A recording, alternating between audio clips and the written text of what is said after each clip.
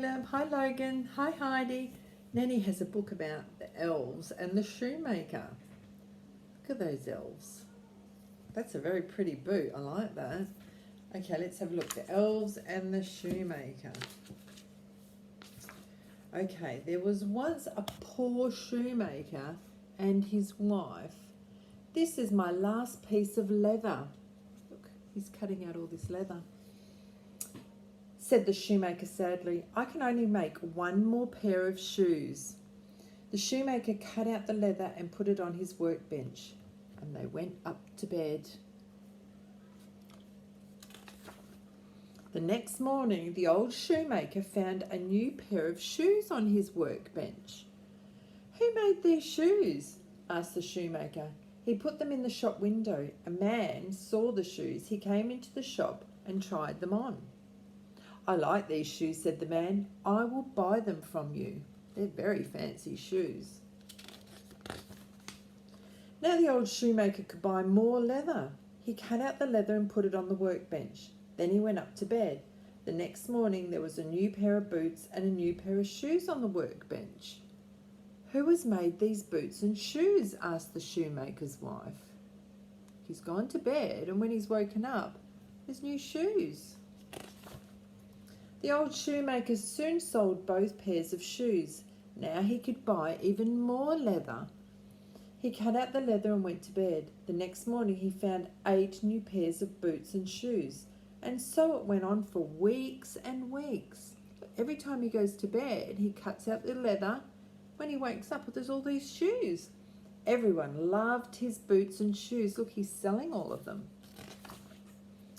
Soon they had lots of money from selling all the shoes, but they still didn't know who was making them. So they made a plan. The old shoemaker cut out the leather and he put it on his workbench. But this time they didn't go to bed. They hid instead. Now we will see who makes the shoes, said the shoemaker. The old shoemaker and his wife waited and waited. At last the shop door opened and 2 tiny elves. They're a little bit like fairies, but they haven't got any wings. 2 tiny elves ran in. They jumped up onto the workbench and sewed the leather as fast as they could. Like magic, the shoes were finished. The elves danced a little jig on the workbench. Tip, tip, tap. Then they jumped down. The elves ran away into the night. Ah. Those elves are very kind to us, said the shoemaker. Yes, said his wife, but their clothes are very old. They must be so cold. The shoemaker nodded his head. The winter snow is on the ground and they don't even have any shoes, he said. How can we help the elves, said the shoemaker's wife. They thought, oh, look. They said their clothes. Look, they're very cold. They've got no shoes on their feet. The next day, the shoemaker and his wife set to work.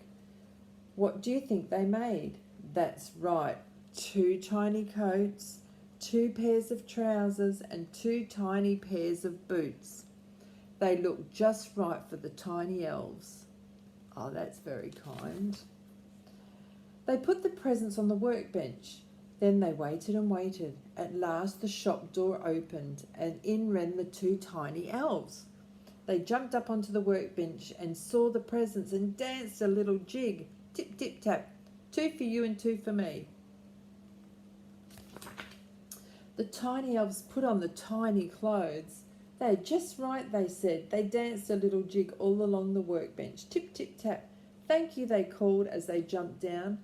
The tiny elves did another jig on their way out of the shop. Tip, tip, tap.